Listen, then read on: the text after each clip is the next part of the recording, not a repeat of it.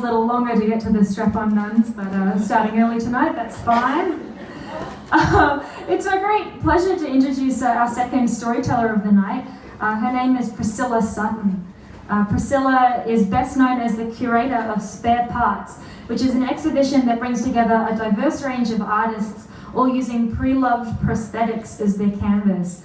I was lucky enough to see Priscilla speak at Ladyfest, and it was fantastic. It just sounds like the coolest thing.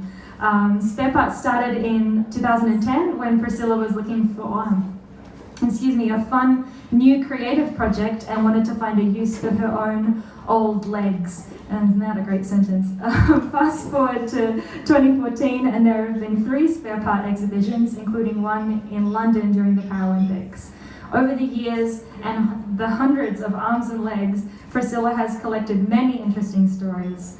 And this story of Priscilla's is going right back to the beginning. Her grade 1 PE class and one very lackluster star jump. So please make her feel very welcome, Priscilla Sutton.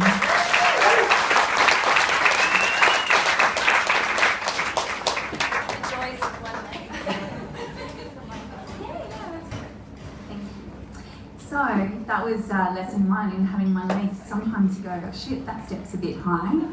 I remember, this has nothing to do with my story, but I used to work at the zoo, and when I chopped my leg off on my first day back at work, that first step at the zoo is actually a lot higher than I ever realised, and Jockey actually had to lift me up and carry me up the top step, which is a really wonderful memory. So steps are my enemy.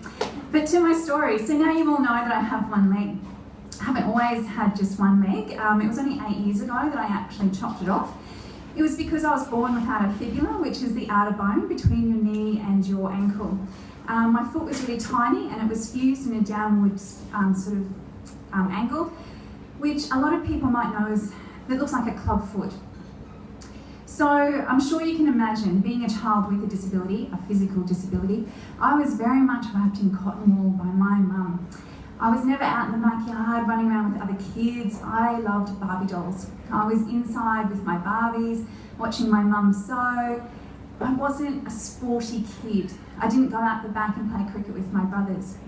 So when I started grade 1, PE was a bit of a shock to the system for me.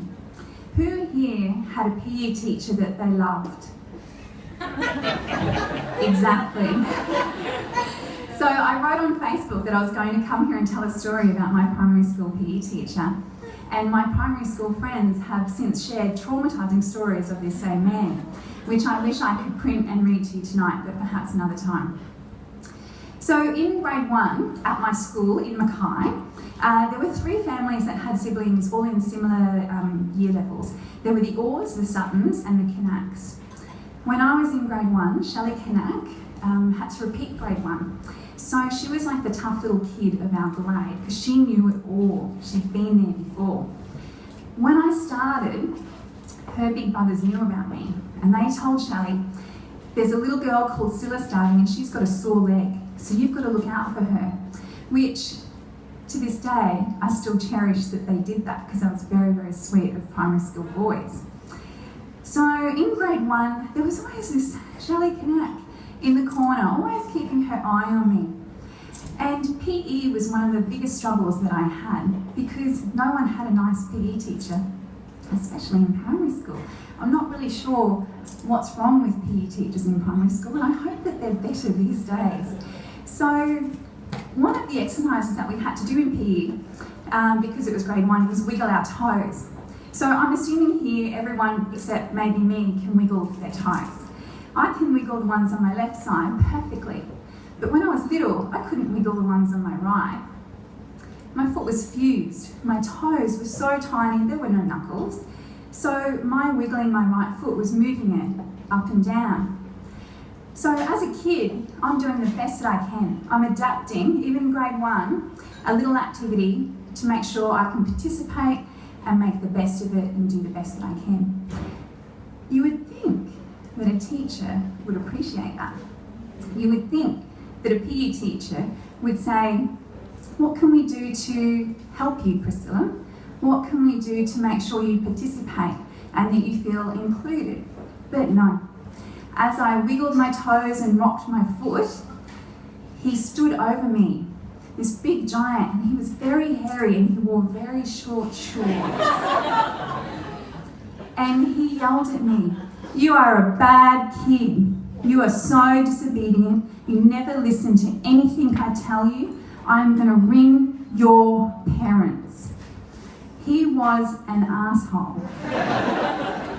So as grade 1 progressed, so did our activities in PE, and we moved from wiggling toes to something that I will never forget because I never worked it out. Because I was wrapped in cotton wool, there were lots of things that I didn't know existed, like trampolines. So one day we get to PE in the school hall and the exercise was set up, and you probably all did something quite similar where you had to run and jump on a little trampoline and jump on a mattress and do a star jump. Does anyone remember that? It's pretty easy, right? No. So I thought, what's this trampoline? I'm looking at it and I'm looking at the springs going, what the fuck are they? These are terrifying. These little trampolines, still to this day, are the scariest thing in the gym to me. So I couldn't run very well because the foot was fused. So I did this like awkward kind of run, and I got to the trampoline where all these other kids were struggling at first as well, but not like me. And I got to the trampoline and I slid my body on it, which now, with boobs, that would be very bad to do. But as a grade 1er, it was fine. Slid my body across and then slid a little bit more to the mattress. And then I crawled to the mattress and got up really awkwardly and just went. Terrifying. Springs are scary. Jumping, what the fuck? I had never really jumped in my life. Cotton wool jumping didn't happen.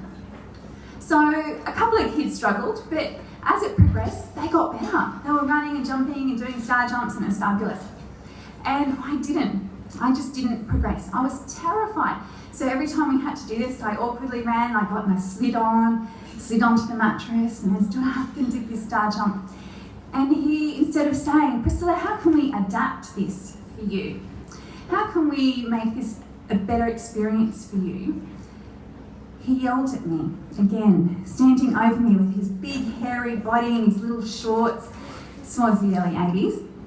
Screaming at me, "You are so disobedient.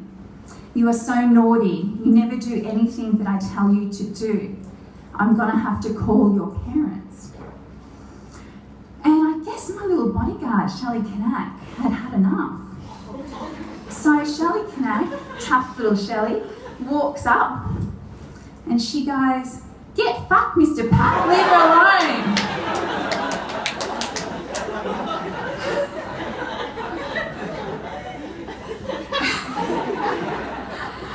And I remember that moment as clear as it was, could have been yesterday. It's wonderful. Get fucked, Mr. Pat. Grade 1er. So there's lots of lessons in this story. What's wrong with PE teachers? That's the one question that I have, because everyone seems to have a traumatising story. But the biggest lesson that I learned in grade 1 in PE from Shelley Kanak and this whole experience was one very important thing that I have carried and used all of my life. And that lesson is, it's okay to tell people to get fucked.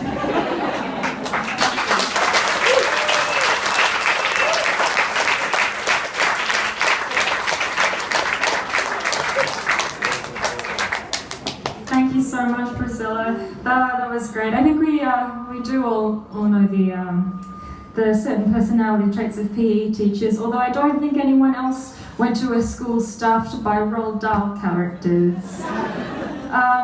Yarn's been going for more than a year now, and it's been so exciting to see it grow from something that we've done in backyards to something that we do here with all of you amazing people here. And recently we've started to do yarn workshops where the very excellent Caitlin Pliley, who's one of our tellers and a good friend, works with a small group of people on developing stories and characterization, and we've had some of them tell at our last event, and it's just so great. And so here to talk about it is one of our producers, Ryan Sims. So give him a bit of your time.